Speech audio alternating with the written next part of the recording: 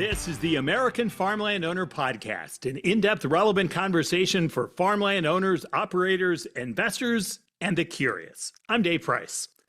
Glynn Tonsor knows what will be on his plate tonight: meat. He also knows what you're putting on yours, whether that's changed, and why that's changed. Dr. Tonsor is a professor in the Department of Agricultural Economics at Kansas State University. He grew up on a farrow to finish swine farm in Monroe City, Missouri. One of the highly watched parts of his professional work these days is his monthly meat demand monitor, and the trends he spots here could impact how you plan or invest. But before we get into okay, beware, there's a dad joke coming here. Before we get into the meat of this interview, we wanted to know what this researcher focused on the demand of meat eaters considers his meat of choice.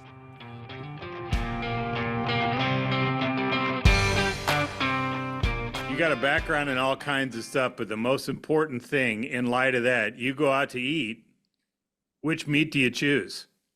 That depends on the day. My favorite thing is a ribeye steak. So if we have time to sit down for a long time, that is going to be my go-to. But I'll interject, I eat salmon. I didn't talk about salmon earlier, but I'm very much over-indexed on protein, but I'm not necessarily biased towards one species. Hey, before we started doing this thing, you talked about people just assume the biggest chunk of your professional life right now is a result of the pandemic. But it's actually just this amazing coincidence, right? Will you explain that a little bit? Yeah. So what you're alluding to is, you can't go to the news and not hear about the pandemic still. And we're talking here in, May, early June of 2024. But in the grand scheme of history, for somebody like me that's 43 years old, much less somebody that's older, most of our life experiences predate the pandemic. Specific on the project we're going to talk about today, the Meat Demand Monitor. That's a beef and pork checkoff funded project that's based at Kansas State University, but it launched in February of 2020. So we have over 4 years of insights, and basically all our insights are during the pandemic for that specific project. But if you bring somebody like me on to try to interpret and kind of give context to the data that we're collecting, I'm quickly going to compare it, hopefully I'll be aware of any biases in this, but to what was going on before the pandemic. So, I played my hand there, Dave. I'm 43 years old. Most of my shaping was pre-pandemic. Almost everybody that's going to listen to this session when we're done, their years predate, the pandemic, but we can overemphasize the pandemic period, and we need to be aware of that for sure. Does the pandemic almost screw things up when you're just talking about sheer data, where we had this surge of extra government cash that went to so many folks, so we've got more money, we're buying more stuff, and then that starts to go away, and now we're trying to figure out where we are? Does that make it hard for you as you're processing all these numbers? Certainly, and this is where I'll interject. I'll try to be fairly jargon-free, but I'll use the term heterogeneity or variation across people probably several times in our discussion today. But I always remind our audience, here in the U.S., we're a country of over 300 million people. Lots of variation in lots of ways: age, sex, gender, what state you live in, so forth. But specific to this point, how the pandemic affected you. Again, some people are going to listen to this later, have changed jobs twice since the pandemic happened. Some haven't changed at all. Some started work from home, some didn't. And exactly what that looks like specifically had a big impact on what your wage situation, the revenue side of your household budget looked like, and whether or not those household receipts from the government, quote unquote, kept up with the cost of living or not, varies a lot across our country. So I always interject that first. We got to be careful not to give kind of black and white blanket statements because it doesn't hit everybody the same.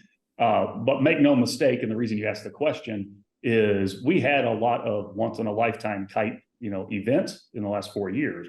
The pandemic, the stay at home, the work at home that I alluded to, multiple tranches of federal aid to the public that didn't have it before. Almost 0% interest rates for a while had a big, effect on people's mortgage payments who bought a house. That feels like a very old story sitting here in the middle of 2024. That's right. So there's a lot of things you got to keep in mind when you interpret data during the pandemic period for sure.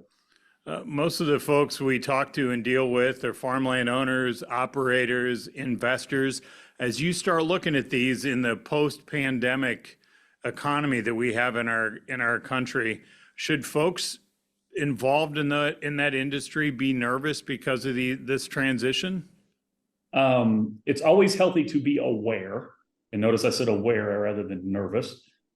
You should certainly keep educated on things, and hopefully our discussion is going to help, right, with that education. But at the end of the day, I encourage you to focus on things you can influence. So for example, the role of interest rates is important to understand, but no one listener, me and you as well, are going to change what interest rates are in the US. And if you're a landowner, that has a lot to do with what the land value is, right? So I suspect a lot of your listeners that are farmland owners have a fair amount of equity, position on the books, which is great for them. They've benefited from some of those developments in the past. It would be healthy to not take that for granted, but it's really important to understand kind of why that happened. And the interest rate, path is a big part of that. So I want to back off of the should they be nervous, because being nervous on things you can't control probably isn't real healthy. It doesn't change your situation, make you a better decision maker. But rather, if you're anxious, do more self-education, and hopefully our exchange today will be a piece of that. You grew up on a hog farm, and I'm curious, the folks back home, how are they doing these days? Because we're hearing, you kind of hear these anecdotal stories, especially with the ones with smaller operations, kind of a tough way to go as they navigate their way through this. What's your take on it? Yeah, and again, I'll timestamp my assessment. So, Sure. I said earlier I'm 43, so those that are pretty good at math on the fly, I was born in 1980. So 1998 was my senior year of high school. I interjected 98 to give the history lesson point here. My last year at home on the farm in high school was the year that you couldn't give away hogs. There was $0, December 1998 hog prices.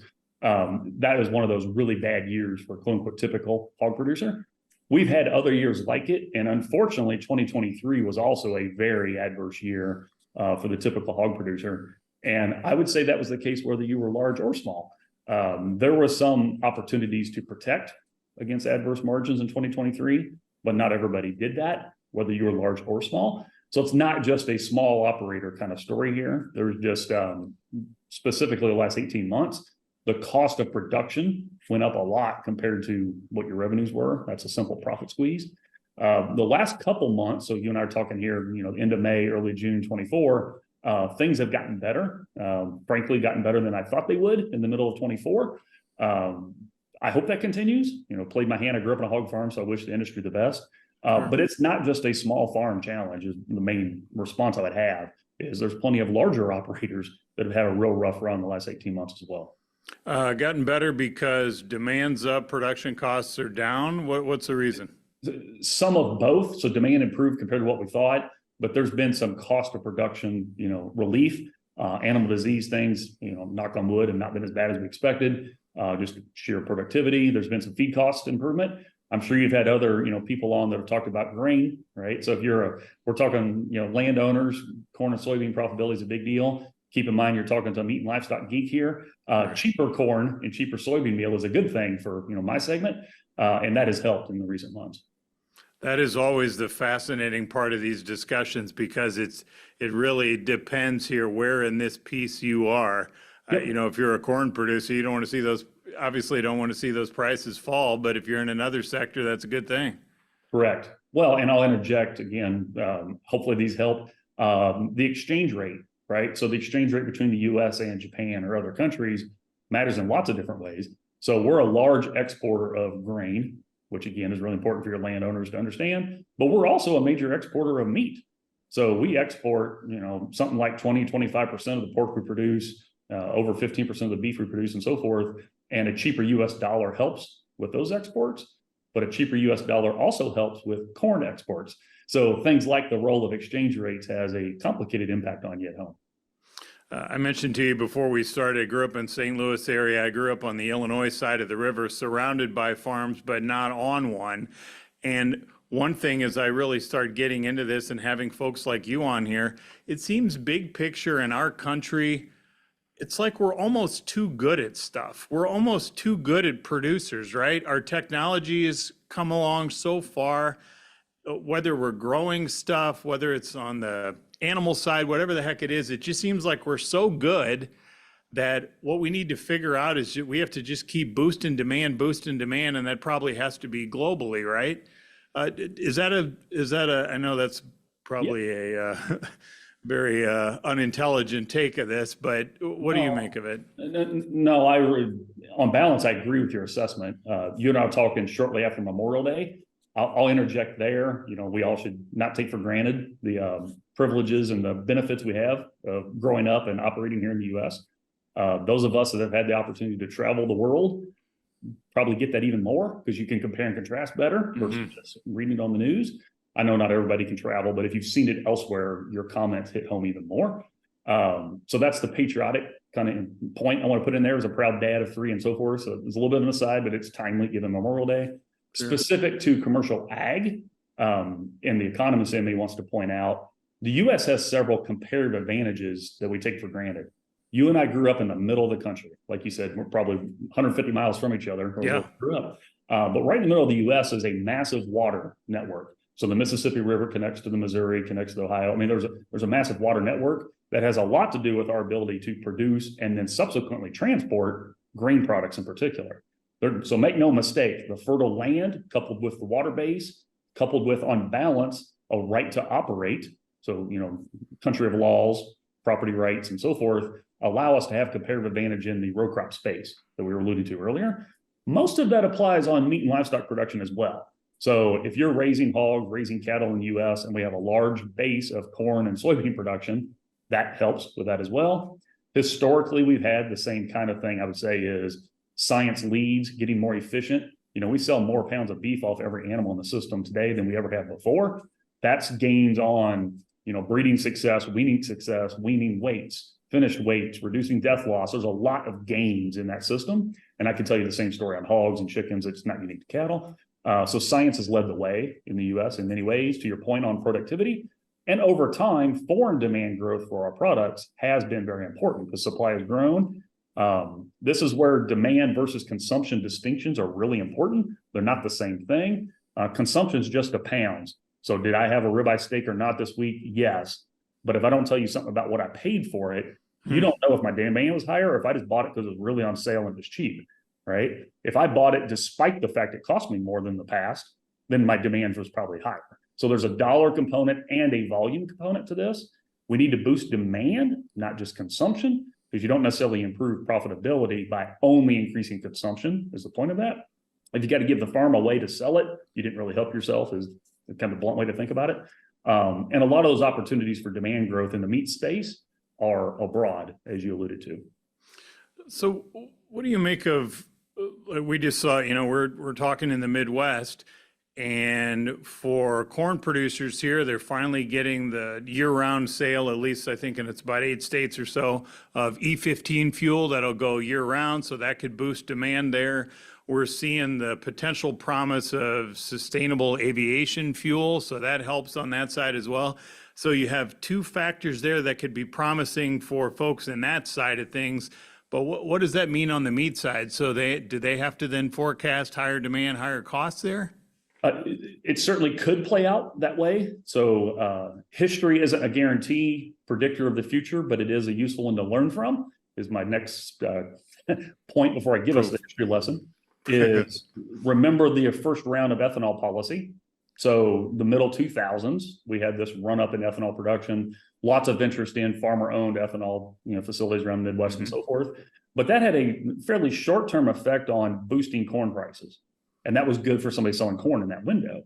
Well, remember who I'm kind of talking on behalf of here, somebody that buys corn, that was adverse.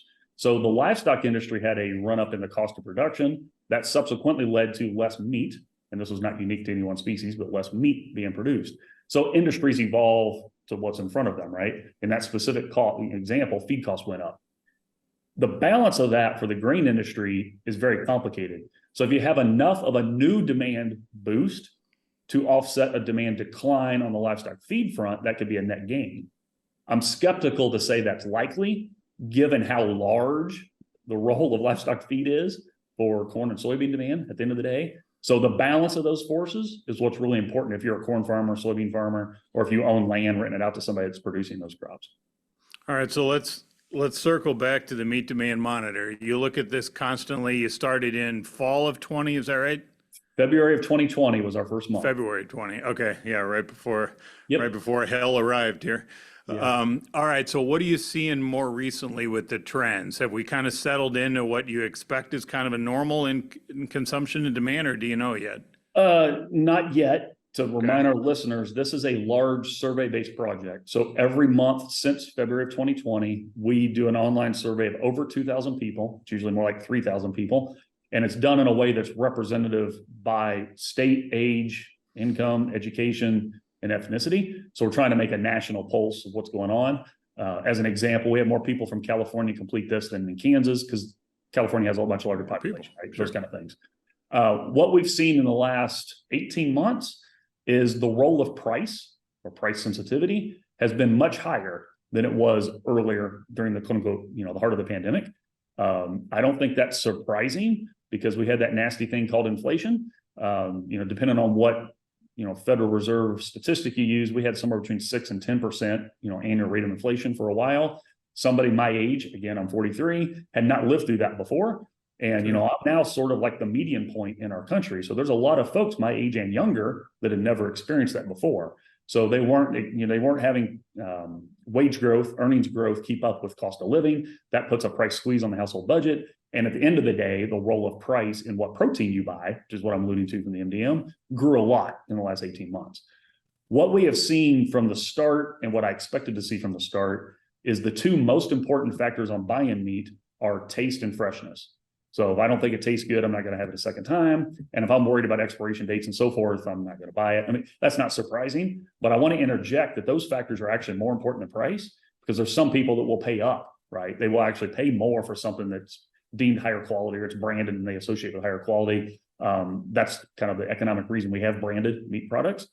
What we have seen the entire time is what you and I might describe as social issues. So animal welfare, environmental impact, things in that general space actually are not real important for the typical person that's buying meat. So less than 20% of the US public in any given month that I'm talking about here would rank those social issues, environmental impact, animal welfare, country of origin labeling, traceability, those kind of things. They are not the key determinants of what they put in the grocery cart or what entree they pick when they're out for a dinner meal at a restaurant. Rather, it's the taste, freshness, and price. And that might be a boring summary for your listeners, but I honestly believe it. I mean, we see it in the data all the time, and it's not surprising. It aligns with other data sets, not just the MDM, is there's niche market opportunities and subsets of the public that puts a priority on environmental impact and so forth. And I wish the industry the best that wants to pursue that. But I'm trying to give context here is the typical meat buyer in the US is not putting a top priority on those factors. And do you dig deeply enough into this where you're looking at economic income demographics? Yes. And if so, are you seeing that, is it lower income folks? Are they particularly either skipping meat, buying less of it, downgrading finding cheaper sources, whatever it is? Yeah, all the above. Okay. And to interject, what's actually more important than the actual income is your sentiment. So, and I'll explain what I mean, is one of the questions I've asked since we started, and it's been asked in the University of Michigan's Consumer Sentiment Index for 50 years, that people see in the news all the time, is how do your current household finances compare to a year ago? Are they better? Are they the same? Are they worse? Less than 20% of the public for nearly a year now has told us that their finances are better than a year ago. The other 80% are saying they're either stable, right, not changing much, or they've declined. That distinction, so how you feel about your household budget compared to last year, actually matters more than the income level. And that might sound weird because the income level is what drives what you can actually buy behind your credit card and so forth. Right. But the sentiment drives your willingness to do that, right? So if I'm concerned, if I think inflation is going to be higher than others do, or if I think I'm going to lose hours at work or whatever the reason for my sentiment to be eroding, that drives people either buying less meat, downgrading, as you said, buying a smaller package, all the above. We see all those changes, and we do map them out in the MDM all the time. We ask what you had yesterday for breakfast, lunch, and dinner. So I can tell you every respondent how many of those had a beef item, a pork item, a chicken item, so forth, and compare that with the sentiment stuff I'm alluding to. We highlight that in these base reports. If your listeners want to, see more and dig into that, they're welcome to. But what I want to leave with everybody is how you feel about your finances actually is what drives things more than the raw income. Because we have some folks that are what I would call high income and stably employed, but aren't optimistic about where things are going. And they also have tightened their wallet. So that's an example where somebody's not going to go to Ruth Chris for a steakhouse that might have otherwise. They're able to, but if they're concerned, they're a little more cautious. And that's one less high-end steak that was sold because of it. That's the fascinating thing to me as an outsider looking at the last maybe year and a half of the data, is that wage growth outpaces inflation. For the median person, that's correct. Yeah, right. But at the end of the day, it really, without a doubt, there are people who are struggling. So I don't want to minimize that. And frankly, we always have that in our economy. But how you feel about it may drive you in some cases more than the reality of, even if your bank account's kind of creeping up finally after taking a hit the last couple of years, you still may not feel that great about things. Yeah, no, 100%. And most of your listeners don't know me, but I'll give a personal parallel. I have teenagers that I'm very proud of. We run around, do sports. My oldest now can dunk the basketball. My parallel would be he knows he could dunk the basketball, but he's only going to dunk it during a game or scrimmage if he's confident he won't get in trouble with his coach. Simply being able to dunk it isn't sufficient. The sentiment, right, is at the right place, right time. You guys follow me here? The same thing holds here on your willingness to open up the wallet and buy meat. Yes, having cash in the wallet or a credit card behind it is a necessary thing, but it's not sufficient, is what I'm trying to impress on people. Just because you can doesn't mean you will, unless there's a good taste profile and you're excited about it, and you're at least somewhat comfortable with where the macroeconomic and your finances are going in the future. And there's some pessimism that is lost on the median wage versus cost of living chart. I mean, I see the same chart you do, and I agree. The quote unquote, the person in the middle of the country has done better in the last year than any sentiment survey would suggest. And I think there's just a frustration level. I don't want to get in politics about the November election with you here, but make no mistake, that's on people's minds too, right? So there's a lot of reasons people are frustrated. Okay, most importantly, let's get some props to mom and dad here who've clearly raised a kid who, despite being a teenager, has the judgment to know to not dunk the ball at will, that there are some consequences involved here. So somebody did something right here. Well, that's where I'll interject. All three of my kids are very blessed to have a great mother. Obviously, and it's so props to her for leading them the right way. So can you tell from this that how substantial are people's changes here? And I guess by that I'm wondering, has the higher inflation, you make a great point about age, because clearly if we talk to the generation above us in particular, we walked both ways uphill in snow every day on our way to school, as they would tell us. They can go back to when inflation was crazy high comparatively, right? And most of your landowners that are, not all, but a lot of your listeners here have lived through that, right? For sure. But the distinction here would be is you're now owning an asset that's being operated by somebody that's quite younger and selling products to a consumer group that's quite younger. And on balance, there's a decent chance they had never seen 8% inflation before. So I don't mean as an excuse, but it's important to recognize that. For sure. Because it definitely changes behavior. So can you tell anything in the trends yet? How do you know when something becomes permanent?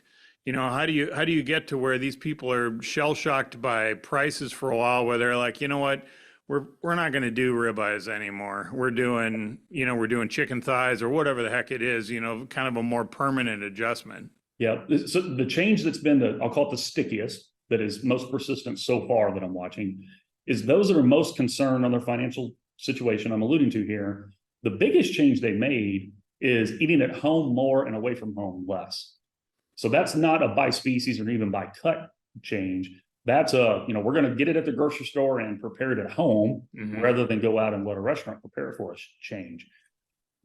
Will that persist? Maybe, because if folks think they can do that cheaper and or healthier, hit a a specific, nutritional diet kind of plan at home that they don't think they can do buying whole meals at a restaurant, then they might stick with that, even when the macroeconomic situation changes.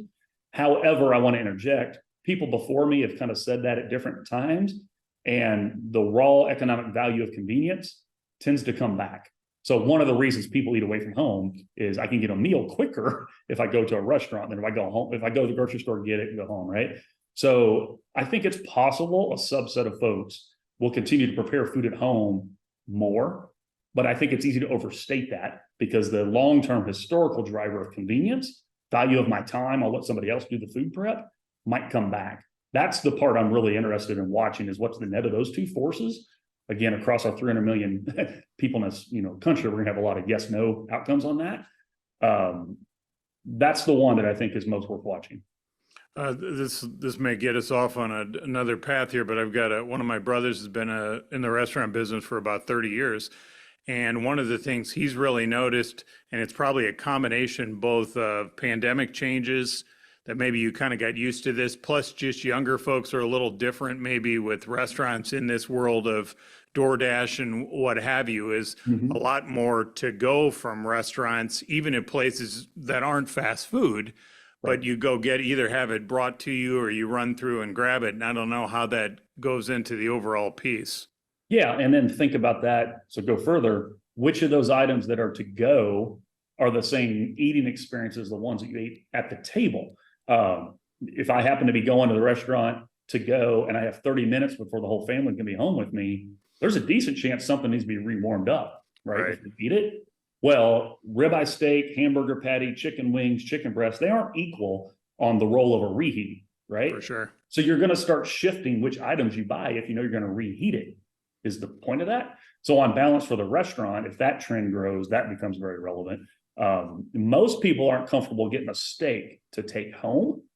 They're only going to pay the premium for the steak if they're going to sit there and have it, while it's hot and fresh. Enjoy it. Frankly, if it wasn't cooked the way they like, they have an opportunity to send it back. As soon as you go back home, you're not going to probably deal with that, right? So I think that's important, is within the meat space, that trend you just alluded to probably doesn't impact cuts the same. Okay, so you spend a good bit of time out on the road when you're not schlepping the kids around for sports. What are you counseling folks on right now? What are they asking you about?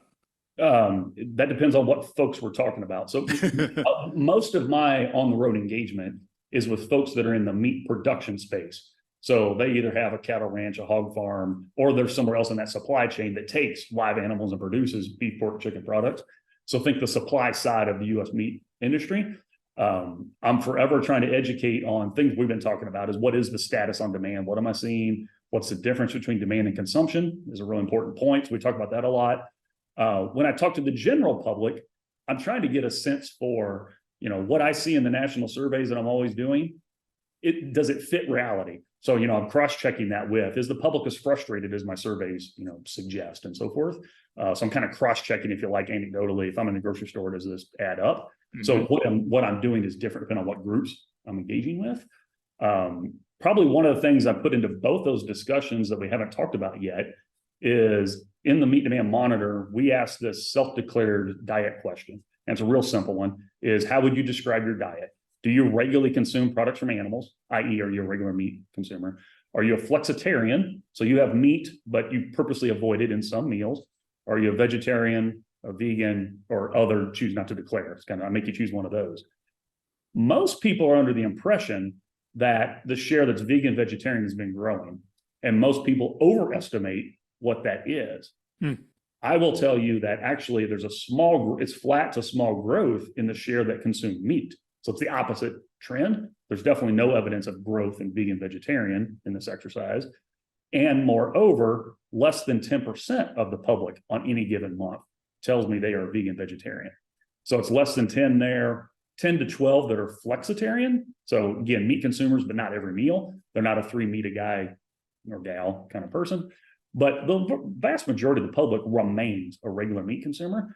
And that usually shows up in both my discussions, whether I'm talking to the supply side or the public, is the point, because both sides tend to overestimate, because the media talks a lot about kind of the anti-meat discussions. Sure. And I think it's healthy to A, let the data speak, and B, back up and say, how do we have over 200 pounds of beef, pork, and chicken consumed per person and have growth, or substantial growth in vegan, vegetarian? That doesn't add up, right, at some point. So I try to dispel some of those myths in both discussions. Okay, so as you look ahead, more positive, more negative about increased demand? I'm more positive for the globe. And we Okay. talked about foreign demand earlier. So net of domestic and foreign, the world wants protein.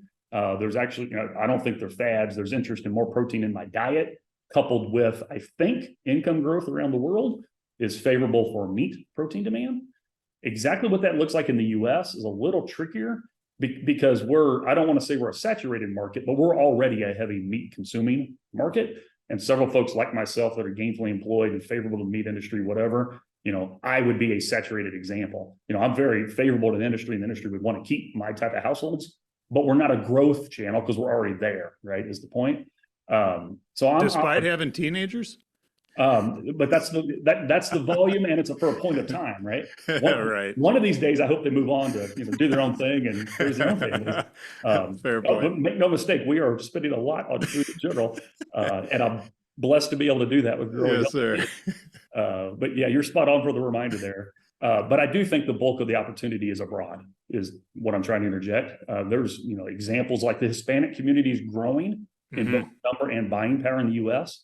That specific area is a growth opportunity, but the Caucasian baby boomer is a declining segment in the U.S. in terms of relevance for meat demand. So the net of those is very important to watch. And my engagement with the beef and pork industries definitely, I hope, helps with that. And we tease it out in the MDM. But if you balance those two out, the domestic market may not be a growth channel is the point of that. I'm very optimistic on foreign demand. Excellent. We thank you so much. Very easy to follow here. Thanks for the explanation. Oh, yeah, my pleasure. Thank you.